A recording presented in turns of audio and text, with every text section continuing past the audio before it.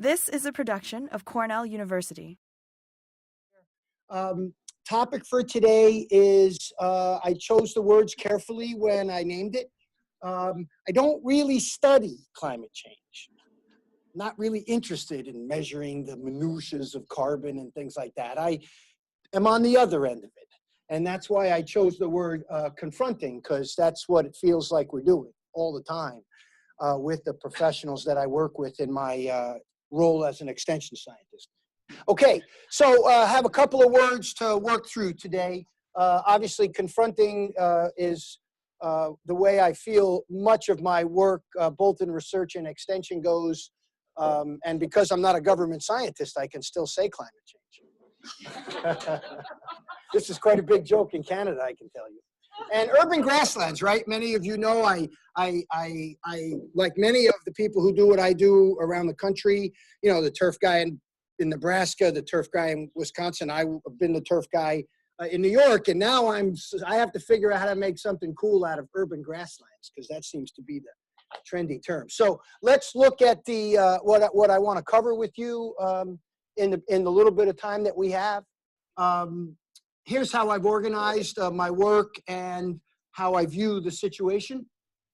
Obviously, when you hear the word grasslands, it might hearken you to the savannas, the great savannas of Africa. I think when you say urban grasslands, my sense is this is what most people think, that somehow they think it must be a prairie we get to have in the city. And again, you know, the idea that this isn't a managed landscape, you know, is sort of ridiculous. If you're going to have it where there's people, it's going to have to be managed. And I spend my entire career working with the people stuck with these things and being asked now to sequester more carbon or reduce their emissions or protect water quality when no one was sort of worried about it in the past. So I'm really in a bit of a pickle having to convince the industry, the actual front lines of this, mitigating the issues of climate change, when I think when the lion's share of the people in urban environments think about grasslands, this must be what they think. This is the beautiful Bethpage State Park, 1,500 acres nestled in literally the center of Long Island, where I've spent a lot of time researching and studying. I consider this an urban grassland, even though, I mean, of course, you can see the development around there, but I assure there's houses all over there. Soccer complex outside of Boston. You know, on a typical Saturday, this is an urban grassland. Obviously, from the early days of Levittown in the 40s, right? We now have landscapes that, you know, connect each other by these close-cut vegetative surfaces in front of their dwellings. This is grassland. And one of the things that's fascinating when you study it as an academic, you know, you read so much about the influence that the humans have on the things that we have to do to produce these grasslands. And the study of behavior of how people care for their lawns in particular, oftentimes, and has been shown in several studies to be very much related to mimicry. They call it, you know, I think in casual terms, we call it keeping up with the Joneses, or, you know, not having a lawn that looks worse than somebody else. But it's our own form of mimicry. We want, in general, to have our space to look like everybody else's. How else could you tolerate some of these living conditions, living that close to each other, spoken as a true city boy?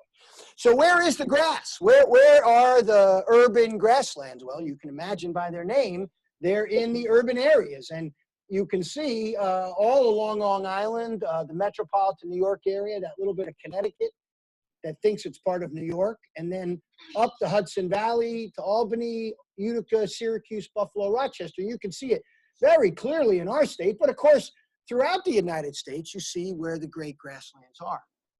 And because they're urban, they're typically associated with impervious surface, right? This is the story from the NASA spectral work that Malesi did many years ago, back in 2005, where they looked at the spectral cover and said, you know, there's as much turf area as there is irrigated corn. Now, it's a bit of a misnomer. Not all turf is irrigated, right? Not all of the turf you're looking at there is irrigated, as all the irrigated corn is. But the relationship between where grass is and how we manage it, right, is ultimately the challenges that I face working with the people who manage these grasslands. You cannot separate yourself from people in my line of work, as much as I'd like to. And for, I love the day I get to work with an apple farmer or something. Somebody just, get to drive 30 miles to see one. I got to drive 30 miles to see another. Nope. And because the end user is so intimately associated with the surface, right? I mean, when you sell an apple or a bottle of cider, unless you're the farmer, you don't get direct feedback from the people who you are dealing with.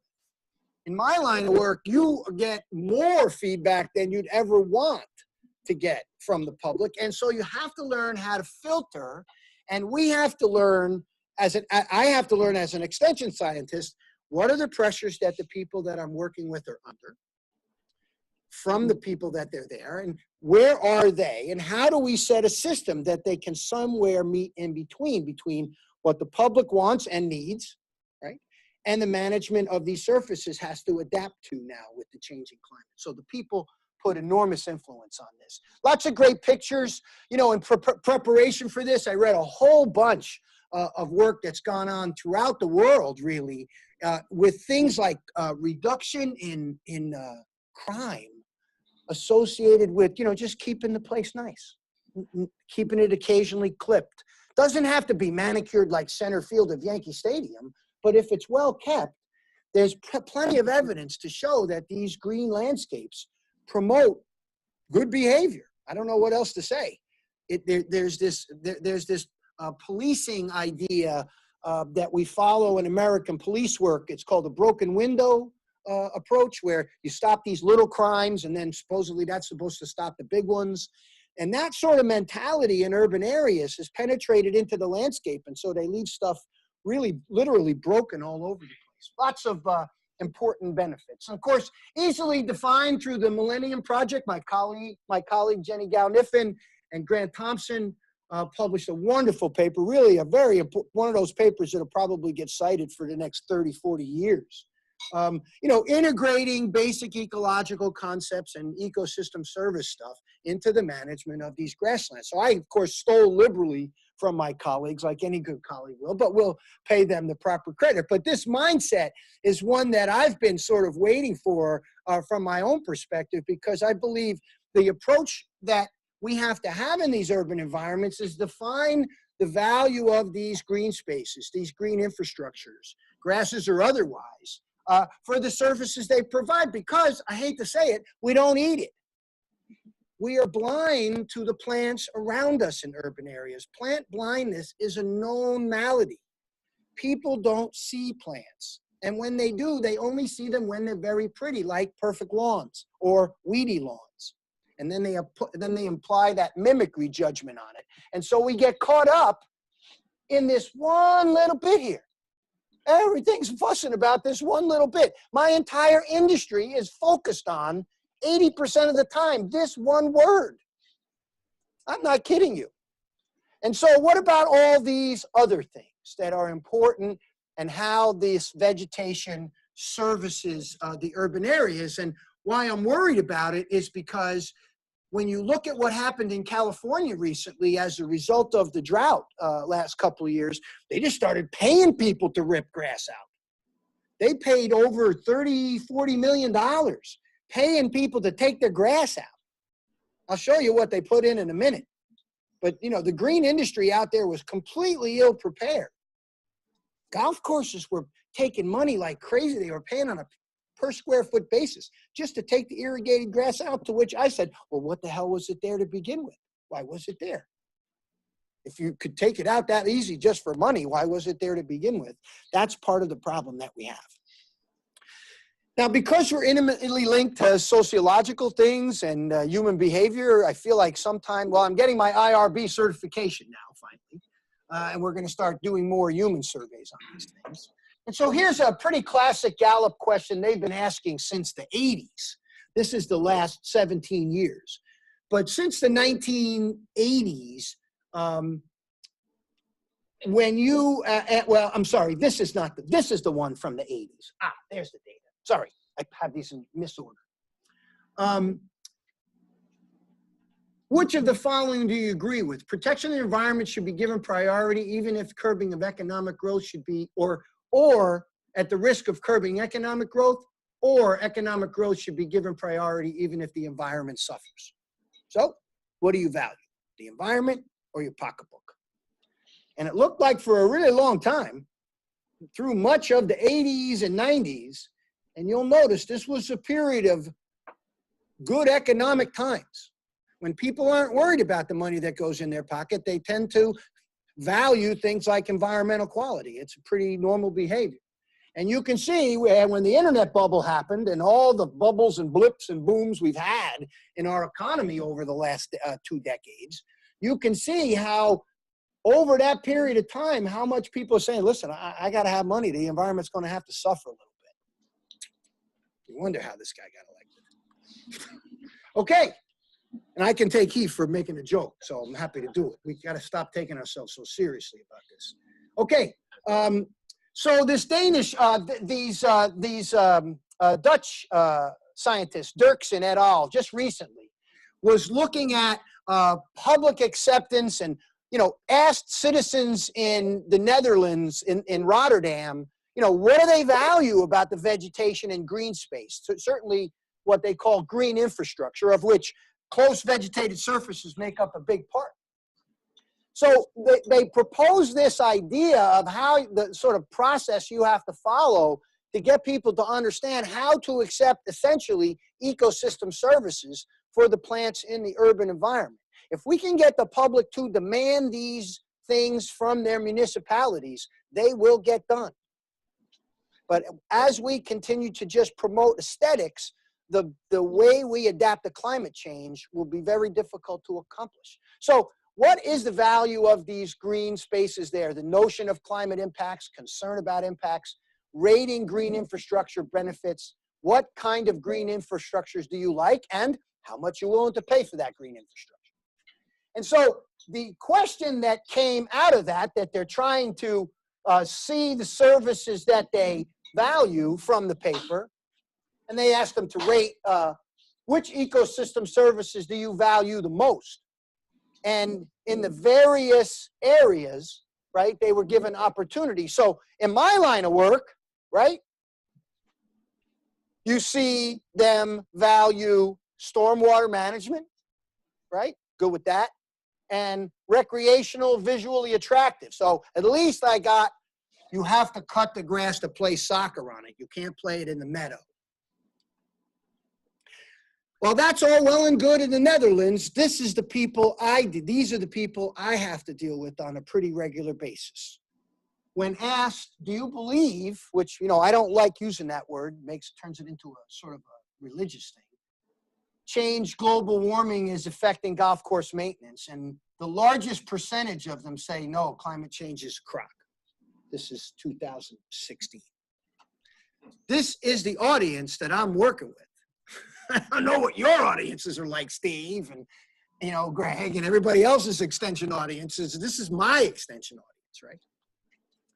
So one of the things we try to do, and we started this a year ago, I've been very fortunate to have such excellent communications professionals, both in Craig and in my assistant, Carl Scamenti. We started this Twitter page, over 1,300 followers now. We get a lot of regular interaction. This just-in-time media just focused on getting them information, promoting, the right thing to do. If they given the right thing to do at the time they need to do it, they're more likely to do it. So this just-in-time way of delivering information is perfect for the kinds of things I've got to deal with in my extension program. So, urban grasslands. The benefits of them, obviously, ecosystem services is the way I think we would quantify them, but a difficult nut to crack and lots of things working against us in many ways. So let's talk a little bit about urban climate change. I don't know that it's entirely different than what's going to happen in other areas, except the streams might be different because of the amount of impervious surfaces, right? And, infrastructure that's there. generally, I'm sure you've heard from Art DiGaetano or anybody talks about climate change that we're expecting an increase, and we have seen more heavy rain events. Generally, we have not overall been that much wetter year to year. And of course, the season lengths are changing, right? When the frost comes, how hard the winter is. And I think when you put the word urban in front of climate change, it gets people all worked up, because when it rains a lot, it's not like a farm field that is draining to a ditch. There's a lot of paved surfaces that's got to move water great distances. And if it's not designed to do that, which many of the systems are not designed to do that because they were designed before we had this kind of weather. You know, they're old and they need to be rebuilt. So I look at urban as well as, you know, the heat island effect and more intense storms. Many of the things you talk about with climate change in general, I think in urban areas, when you look at the literature on urban climate change, it almost entirely focuses on how there's a lot of people and a lot of infrastructure at risk. Urban areas put a disproportional amount of pressure on green space, right? Because they need it for the things that are necessary to survive in an urban environment. You have to have plants in those environments, or at least have plants around those environments to service those environments. So lots of poor people, of course, and, you know, countries that are not as fortunate as ours also are going to suffer more greatly, I think, than we will. Obviously, we want to make sure the grass is covered so, you know, the soil doesn't move. Longer seasons mean our recreational surfaces get a lot more traffic. And this has made synthetic turf very popular. And I'm not even going to open up that can of worms. That would be an entire nother presentation about the pits and perils and perceptions of synthetic turf, and where it plays a role and where it can be dangerous. And now we have pretty good data on that. But one of the things that allows even poor communities to have good playing surfaces is when they do a capital project at a school district. The state of New York, for example, will pay 85 cents on every dollar, and the local community only has to come up with 15%. So they get a synthetic turf field for $150,000 while the state pays the other $850,000. Now, of course, we all pay for that. But that's one of the reasons you're starting to see more synthetic turf as well, because when these scholastic seasons happen, the grass isn't growing. Look, how many of you have watched them plow snow and play lacrosse on the synthetic turf? They do it pretty regularly through the winter around here. All right, urban climate change. You know, you have a lot of urban areas here in the Northeast, and this is an example of this past February, the drought-like conditions we were entering the growing season with, right? Entering the growing season with big pockets. We had some pretty dry weather a couple of years ago here in the Finger Lakes and made it into the red status a couple of times, into extreme drought. I love these NOAA maps. I use them all the time with my industry. Every time they see me talk, and I'm talking about growing something, or we're having an update on something, they're going to get an updated map of what's going on, because I think it's very hard for people to realize we've been keeping weather records, at least by human standards, a pretty long time, 122 years, not by, you know, other time scales, but by our ability to do it. Many of these were handwritten, of course, back then for a very long time. And consistently over the last decade, you're looking at record warm temperatures, sometimes incredibly dry conditions. So I think it's when I say confronting climate change, I show people, look what's happening. Don't listen to me. Here's the data, because people that have trouble getting their arms around climate change to begin with, for whatever, you know, reason that might be, right? Eventually, the data is compelling, unless we fire everybody at NOAA, except Art. We got to keep Art. And of course, I'm sure you've seen this from many of the climate reports, that if this continues unabated, and we're starting to see it now, when you look at lengths of growing seasons, the metropolitan New York area is slowly creeping into Philadelphia land. It's slowly starting to get growing conditions like we're seeing in Philadelphia when it comes to the grasses in these urban environments, And of course, in these urban environments with the impervious surface, you get the heat island effect. And when it rains, the Hutch floods. For those of you from downstate, the Hutchins River Parkway, very classic flooding conditions on a pretty regular basis growing up around there. And yet there's green space, and I can tell you, you could hit a driver and probably be on 50 golf courses around the Hutchinson River Parkway over a 10-mile strip of the Hutchinson River Parkway. And not a single one of those golf courses has probably been approached to maybe help with this problem. And easily with some manipulation of land, they're doing this in Chicago. They're going into the park districts and they're saying, you know, we're flooding like crazy now. We built all these houses. We paved all this ground. How about we redesign this part of the golf course, make a big hole and put a cistern in there? And they've done this on 3 or 4 golf courses now in Chicago. Some places just big collection areas. Now, the problem that brings is we let homeowners apply nutrients and chemical pesticides to their lawns. This is a big problem because you're talking about a $65 billion industry, right? Turf industry in the United States, about $65 billion. And retail sales of lawn and garden supplies alone in 2014, almost $6 billion. And you see that the majority of them are fertilizers and pesticides, right? Over 50%, fertilizers and pesticides. Not as much seed as we'd like them to buy. So that means there's a lot of products in the system that can be spilled on those impervious surfaces, that can be applied to thin areas that could drain and run if they're thin, right? If you have good, dense vegetation, even sloped, it'll retain and slow much of the water that will go across it. Oh. And Marty Petrovic studied this many years ago. Zach Easton was a graduate student here back in the early 2000s and did these landscape scale sampling studies looking at runoff, just water runoff, just the material water running off these surfaces. And low maintenance turf that has very thin conditions. One of the things that's fascinating, you see the amount of runoff that actually occurs in the winter. So not a fully covered ground. The wooded areas, Marty talked about how the leaves, wet leaves seal up the surface, and when the rain was coming, the water would run along the surface. And in this case, where he was maintaining with fertilizer and even pesticides, the water volume running off that turf. And it's not surprising, right? This shouldn't be surprising. Grass's fibrous root system, big surface organic matter, a perennial crop at the surface. Heck, Nina will tell you if you mow it, it'll just grow. You don't even need to do anything. You just mow it and leave it alone.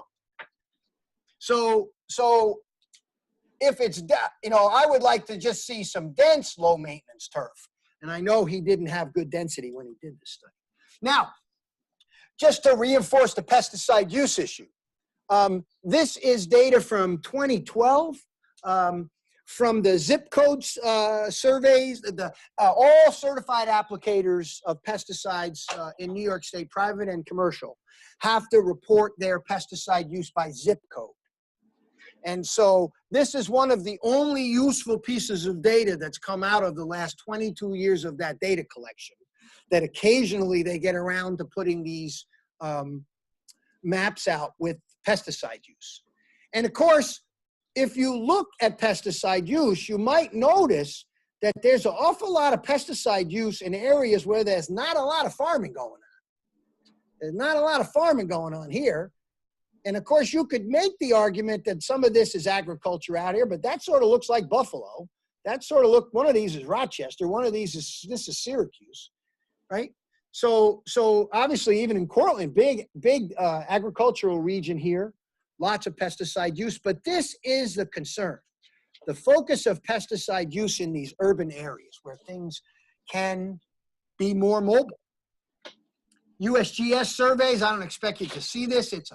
Just get an idea of this is insecticide use and how it's showing up in the streams that the USGS is surveying. And you see a lot of it in these urban areas, mixed land use areas. Here's all the urban areas, right? And some of them had the highest 25%, right? Highest 25% insecticide concentration in the streams. So we got data that says if you keep the turf in good shape, it might not release the products. But when you put it on a large scale, there's got to be some exponential effect from little bits here and there. I'm very suspicious that we contribute to this because obviously rodenticides and other insecticides, this is just insecticides, but we use insecticides for, you know, pets. I don't know if that's a big deal. But obviously this is, I would think, from a lot of landscape use, which drives people crazy. People go nuts. They show up in meetings. You ever been in a meeting where somebody dresses like that and your job's supposed to stand up and talk to them about reasonable pesticide use? So what I've learned is you cannot talk to these people. You have to talk to these people because they can talk to these people, right? And so we got to slow down use, but we got nuts over here that's, you know, we can't reason with. And so it just feels like it pulls the whole debate. And I can tell you, as a modern extension scientist in an urban area dealing with these issues, no one wants to see me. Because, you know, to a certain extent, I help them and then aggravate them. And I help these people and then I aggravate them. And I almost feel like maybe that's the role in these contentious sociological things, that someone has to sort of mediate it. And I think it's sort of a progressive role for modern extension. Anyway, what about worse streams? Here's some, I'm not sure everybody's, the environmental community's been paying attention to this, but this came out in 2014. The province of Ontario in Canada banned all pesticide use on home lawns. So you cannot go to Home Depot or any of the places and use, you can't buy pesticides for lawns. And commercial lawn care people can't apply synthetic pesticides. They're using iron, they're using nematodes, they're using fungi for, you know, antagonistic biocontrol things. Much of what's happened is the lawn services are selling more cultural practices. They're getting better lawns by seeding them to good varieties and fixing the soil. And that's what banning chemicals has done. The other thing that banning chemicals have done, and I don't expect you to see the details of this, but these are the three major components of the typical broadleaf herbicide used in turf.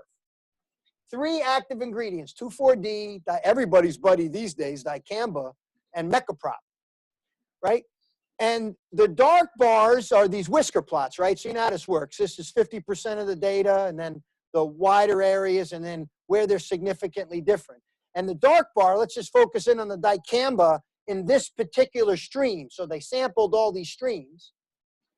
And you see in almost every case, not always statistically significant, but most of the time, before the ban, the concentration of the materials in the stream before the ban and after the ban, they are all dropping. Now, these things move out of the environment a little bit quicker than phosphorus does, right? You're dealing with legacy phosphorus. You don't see these, we're not seeing these reductions in phosphorus as a result of fertilizer phosphorus bans in urban environments. We're not seeing that reduction. And I still think it's because we got to sweep the street every day. Nobody wants to hear that. And you got paved surfaces that drain into the drain, and then they go into the rivers. So just because we're here. So we've confronted this, I would say, particular issue of water quality as a result of these intense rains and public concern for pesticide use, to develop these best management practices for golf courses that serve as codifying the standards golf courses can be held to for water quality protection. And now I've gone completely insane and maybe working with the landscape industry, especially in downstate New York, which most of them are of my nationality. So it creates quite an interesting dynamic when you have to tell them to do things that they have absolutely no interest in doing. But they are science-based standards that we hope ensure the highest level of water quality protection. And I put this in there, you know, if you don't maintain a landscape that someone will pay for, you can't be in the landscaping business. And that business and industry is not going away. They're going to keep existing. So we have to figure out how to meet them in this, and it's not going to be so easy. All right, reducing emissions. This is funny. I put a bunch of students together back in 2007, and then in 2008, we published the study that we did. We just took and interviewed about 15 golf courses throughout New York State and asked them about their fertilizer and chemicals and mowing programs. And we got averages for what the average golf course in New York State would emit in carbon emissions. Now, we didn't look at nitrogen emissions that I'll talk to you about in a minute, but we didn't look at anything but carbon. And the question was, can a golf course be carbon neutral? So we took our survey information and applied it to what the GCSAA, the Golf Superintendents Association, a big association in the Midwest, says the average golf course in the United States is. So the average golf course, about 150 acres. You can see very little in the putting surfaces and teeing grounds. Most of it is in fairways and rough on a percentage basis, right? So most of the chemical and fertilizer treatments are confined to these three areas, and around here, mostly to the greens in the central New York area in particular. So we looked at direct energy consumption, did some calculations based on carbon equivalents for the various energy units. We had all these units, and we didn't have any coal-fired equipment, but we had all the other ones. And so we had a way of calculating based on their fuel use and the kind of fuel it was. And then we started looking at the way they mowed, and this is some work that the Toro company did, and we looked at it as well. In this case, this is a mower with a GPS device on it, and they either collected the clippings off the fairway or didn't. We can talk about how much longer it takes to mow a fairway to put these pretty stripes in it. That's about 3 times the carbon emission as simply driving long ways, right? Just driving long ways, and a farmer will tell you that because you spend most of your time turning. And when you dump the clippings, it adds about an hour to the mow time. Yeah, well, you know, if you're mowing fairways, you're in no rush to get off that piece of equipment as frequently as you have. So you tend to take your time doing it. So we've been exploring robotic mowers. We're going to go crazy with this. We've got 4 of these guys running around mowing day or night, the proper amount or too much, and we're going to try to see if we can build the crude elements of a smart system by integrating irrigation sensors into this, because I don't believe people can be trusted to manage their lawns. Now, if we start plugging everything in, then we've got different issues, and we've talked to the industry nationally about this. Where does your power come from, right? If everybody starts plugging their cars in and we're burning more coal or burning other fossil fuels, I'm not entirely sure that helps us completely. So we've done a lot of education, just, hey, guys, think about where your power comes from. You know, if you start plugging in more and more things, and you're in Idaho where 93% of your power is hydroelectric, well, maybe that's not a bad thing to plug more things in. There's also embodied energy on the golf course, the carbon equivalence that's associated with nutrient use, the macronutrients in particular, and the ranges of materials that we can get from West's work. This is not the easiest thing to do, and the range you see is very dramatic. Sometimes we have the active ingredients, carbon equivalents. Many times we use the average, right? Because it's not all the active ingredients have been assessed for the carbon equivalents associated with their manufacture. So we put this all together. We did it against our Beth Page project years ago, where we were spraying less pesticides. So you'll see, in general, the numbers are the same, except we cut our fertilizer use dramatically in our IPM program. Now, interestingly, the pesticide use went up, but a lot of these are softer materials, OMRI certified materials, but there still are pesticides, so it gave us a big number. And obviously, the biggest reduction we saw was in fertilizer use in that particular management. Now, not really interested in the different types of management. We looked at roughly the equations you'd use for look at the amount of carbon sequestered on the golf course, an average golf course in a season, and then roughly what we would emit from carbon.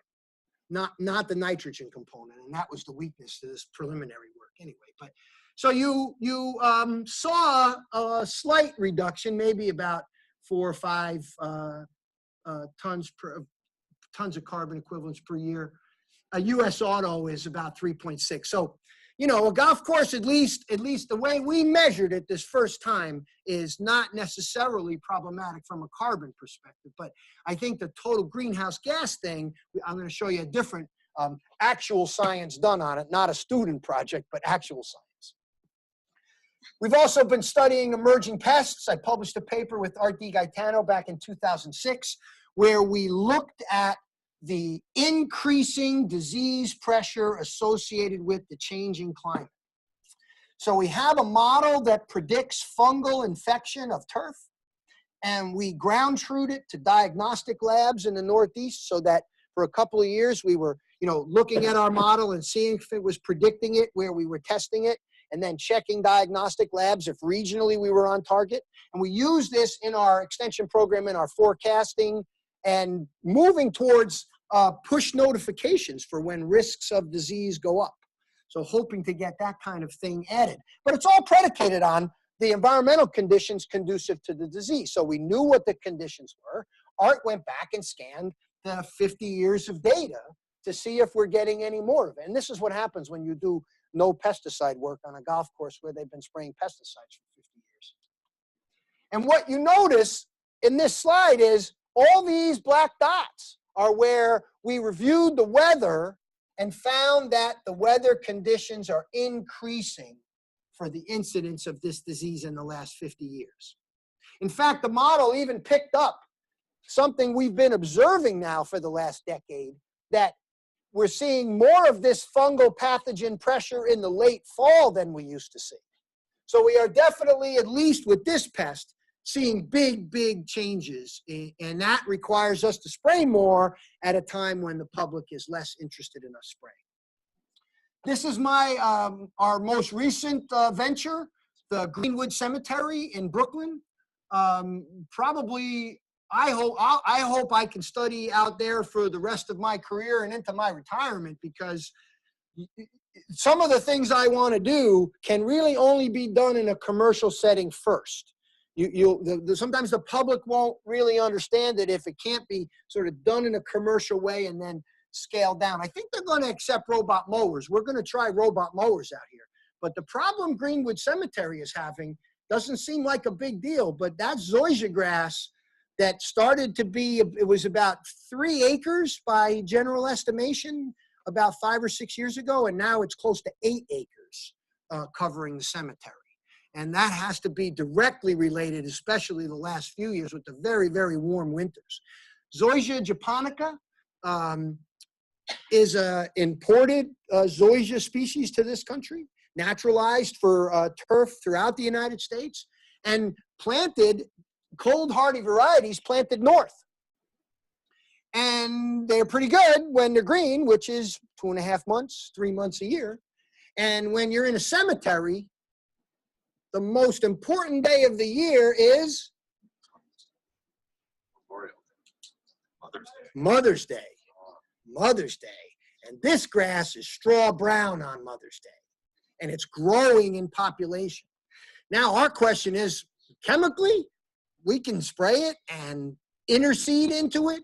Some of the landscapes are tricky to do that in. I'm wondering if we can't have a mixed warm season, cool season grass mixture of C3 and C4 plants in your lawn.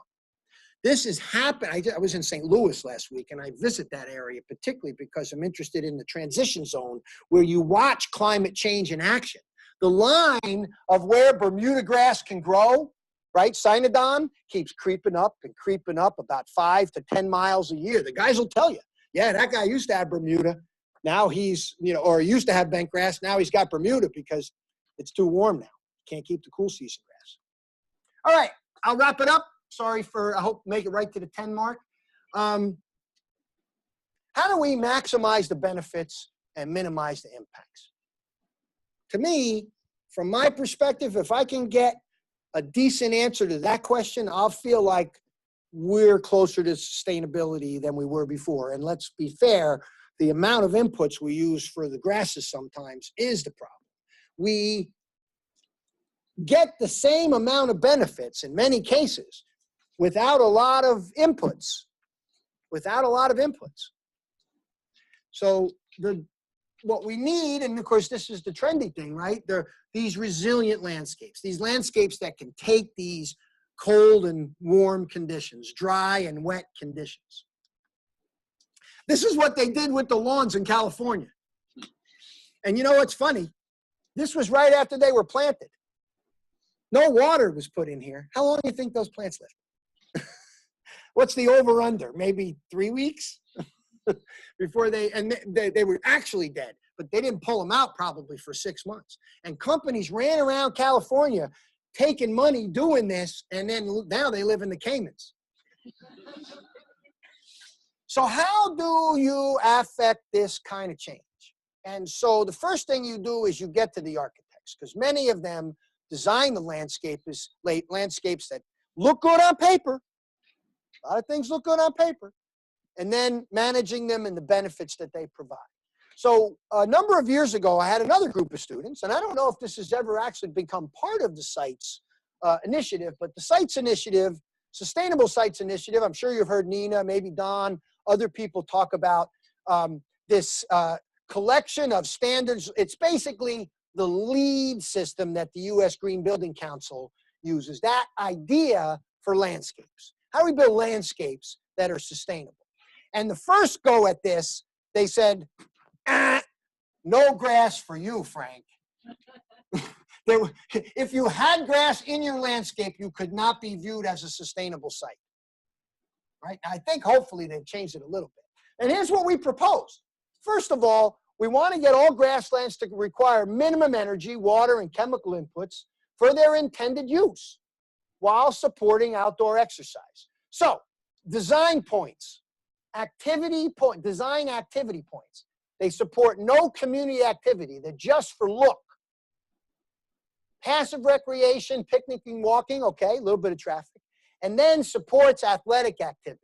This is the kind of thing we've got to get people to understand. And of course, you see this in action when you go to a place like Central Park, where they've prioritized the lawns. They've got intensely trafficked soccer fields and the sheep's meadow. And then another area where it's fenced off and no one goes in, and other areas where the dogs go and there's very little grass.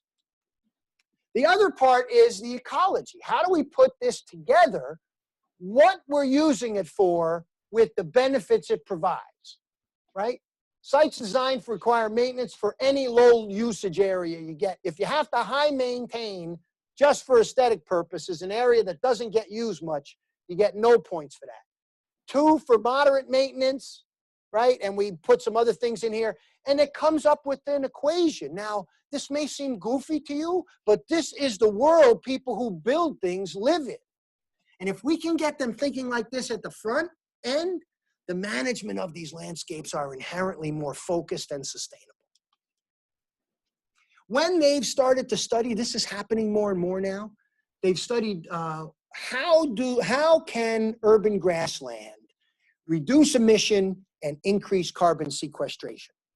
So Aaron Patton at Purdue University had a graduate student that looked at this.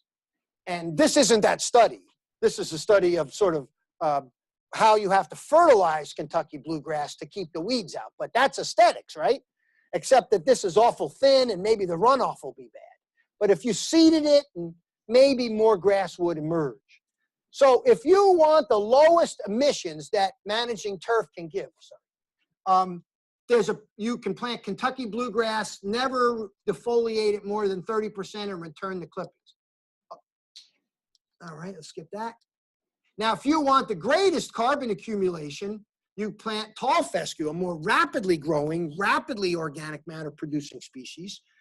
Defoliate it 30% of the times, return the clippings. So it's right now, these are the pieces of data we've got. We've got a long way to go in turf. Our approach with the homeowner is the lawn care stuff. I'm going to skip right through this. I'm not going to get to that. So we're done. Yeah, sorry about that. Sorry for the delay. Sorry to keep you. So don't feel like if you got to go, you can't go. I'm happy to stay and answer questions if you'd like. Thank you very much.